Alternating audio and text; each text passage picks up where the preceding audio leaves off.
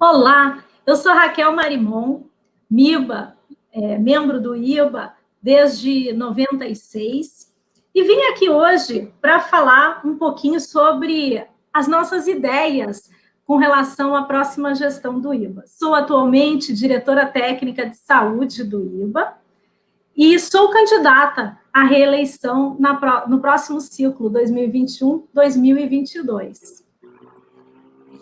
Olá, eu sou a Gleice Carvas, meu IBA é o 1640. Eu também estou como candidata à diretoria do IBA nessa eleição e atualmente eu sou coordenadora do CT Saúde.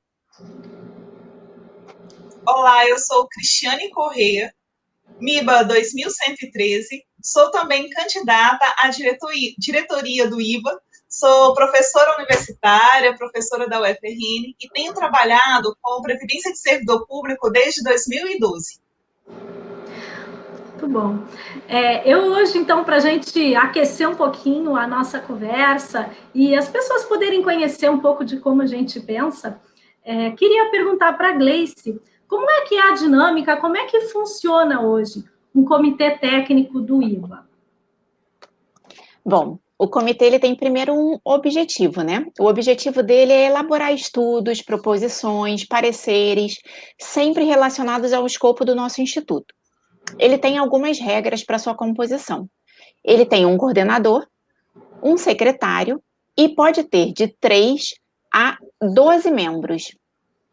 Cada membro desse também pode ter o seu substituto. Existem algumas regrinhas para escolher esses participantes. Ele precisa ser, ele tem que ser MIBA, no gozo dos seus direitos estatutários, ter no mínimo 3 anos de experiência na atuação do comitê e no mínimo 3 anos de inscrição no IBA. Para que ele permaneça no CT, ele precisa também seguir frequências e contribuição individual. Além dos membros efetivos, também podem ter os convidados, que participam, mas sem direito de voto. E o CT, ele também pode ser subdividido em comissões regionais, subcomissões e grupos de trabalho. Lá no CT Saúde, a gente tem diversos grupos de trabalho, alguns como de provisões técnicas, de reajuste, de precificação, e a gente interage bastante, constrói bastante contribuição para o nosso setor. Falei um pouquinho sobre o nosso CT e queria saber da Cris, como você acha que o IBA e as universidades podem interagir melhor?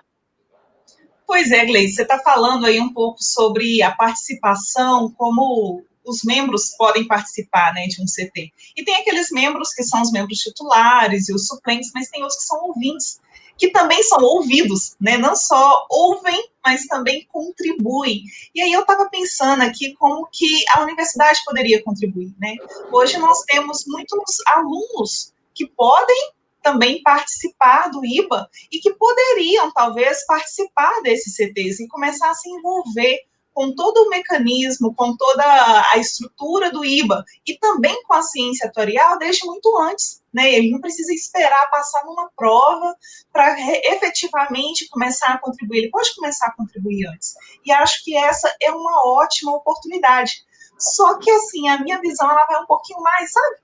Eu acho que existem ainda outras formas como a gente poderia pensar, porque além dos alunos, nós temos um outro profissional, que eu estou aí no meio, que são os professores universitários, e eles têm muito a contribuir.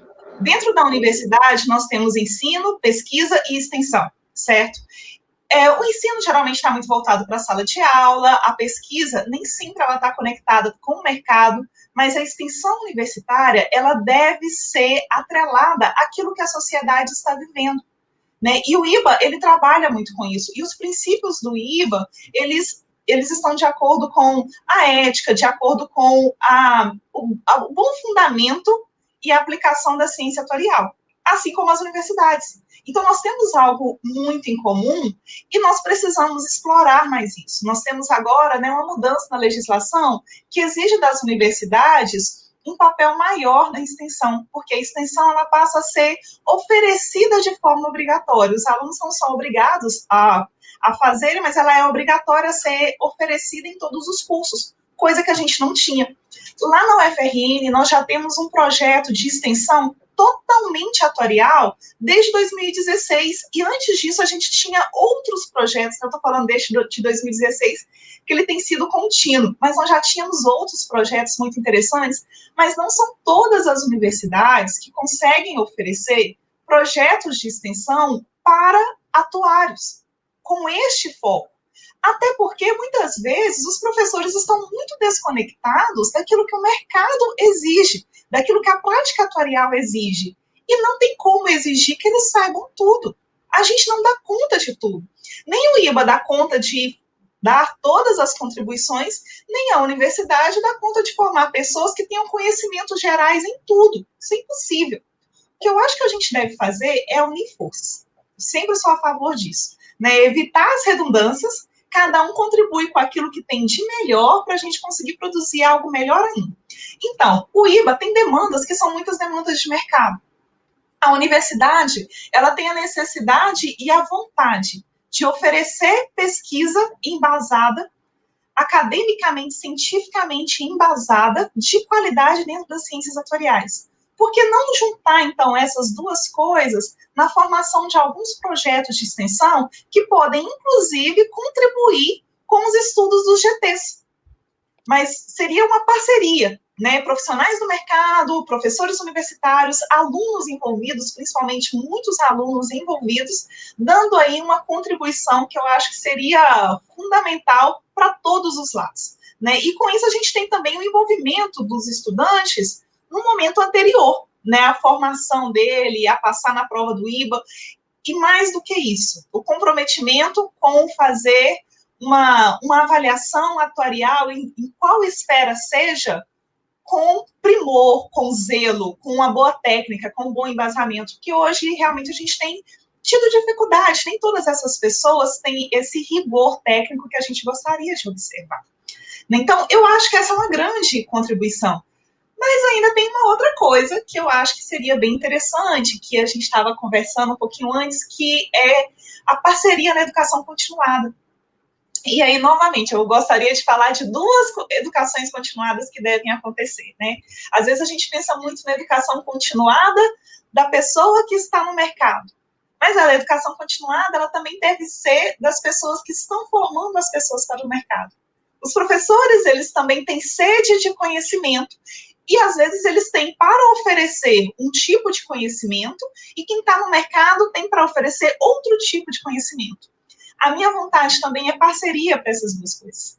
Por que não cursos mais completos, em que a gente envolva esses dois conhecimentos, consegue, com a estrutura das universidades, das faculdades, oferecer certificados, oferecer um rigor acadêmico, uma valorização daquilo que está sendo oferecido, e o IBA consiga oferecer para os seus associados também uma formação de qualidade. Eu acho que isso é bacana e valoriza não só o conhecimento técnico, mas também os membros do IBA. Tem muita gente fazendo coisa interessante, tem muita ideia boa no mercado, temos ótimos profissionais, mas queremos compartilhar esses conhecimentos desses ótimos profissionais com outros, para que eles também possam ser ótimos profissionais no mercado.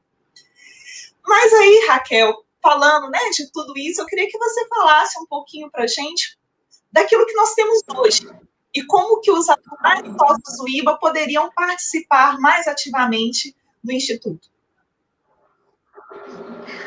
Muito legal, Cris. Adorei ouvir suas ideias, hein? Vamos começar a colocar isso em prática. Claro. As pessoas... Desculpa. As pessoas podem, sim, contribuir com o IBA de diversas formas, né? De repente, você é lá, atuário, e desenvolveu alguma coisa nova, ou mesmo domina muito uma área de conhecimento, você pode se oferecer para aplicar um curso pelo IBA, você pode participar de comitês, de grupos de trabalho que discutem sobre aquele assunto. Eu sei que a nossa vida é corrida e a gente tem uma agenda bastante atribulada, e é por isso que esses grupos geralmente se reúnem em horários combinados, né, em horários que são viáveis para todos os seus participantes. E o mais importante de tudo, o IBA é resultado daquilo que o associado quer que o IBA seja e se dedica para que ele seja.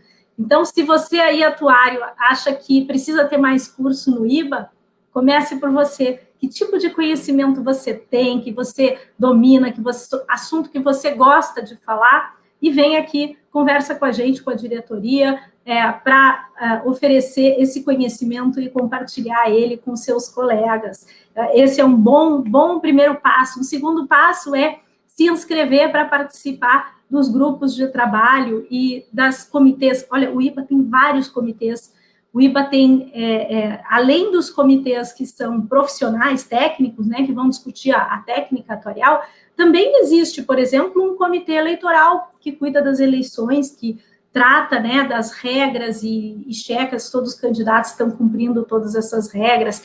Existe um comitê de estatuto que está aí discutindo várias propostas para o nosso estatuto. Uma delas é justamente da gente desenvolver, pensar aí em uma estrutura de diretorias um pouco diferente do que é hoje, mas que a gente possa, de fato, ter um diretor focado para esse vínculo mais acadêmico, né, buscar essa comunicação, interação com as universidades. E aí tem muitos outros comitês, tem de certificação, então, aqueles MIBAs que voluntariamente checam a documentação de quem se candidata a uma certificação profissional. Existem várias formas de você contribuir com o IBA. Eu confesso que eu sempre me pegava, nossa, eu queria fazer um trabalho voluntário, carregava comigo essa culpa, né, de nunca ter tempo, de não conseguir. E no IBA eu encontrei o lugar para eu colocar meu voluntariado, usando todo o meu conhecimento atuarial e contribuindo com a sociedade, porque no final é isso que a gente faz através do Instituto Brasileiro de Atuária. A gente contribui para uma sociedade com o nosso conhecimento, que é muito rico e único, né?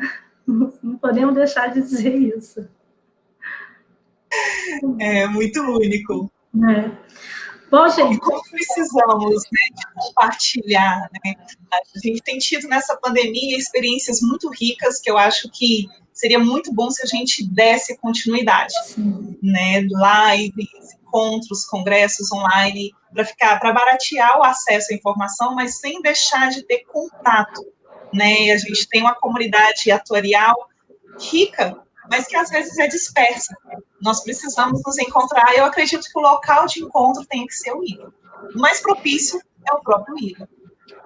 Perfeito. Muito bem observado sobre esse período da pandemia. Lá no CT, foi o período que a gente teve mais participação nas reuniões, porque facilitou para todo mundo o home office.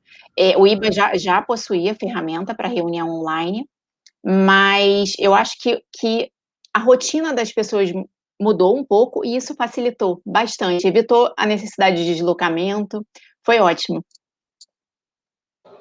Verdade, verdade. Sem contar que não tem restrição, né? Não importa qual cidade do país você trabalha hoje, com essa possibilidade de participação virtual, você pode tomar parte em qualquer um dos grupos de discussão e se fazer presente ali naquele tempo. E aí, já que não precisa pegar mais transporte para ir para o trabalho, né? Usa esse tempo e se dedica para o IBA, não é? Exatamente. Muito bom. Bom, gente, aqui é a Raquel Marimon, Gleice Carvas e Cristiane Correia, candidatas à diretoria do IBA, se apresentando para a comunidade atuarial. Até a próxima. Tchau, tchau. Até. Tchau.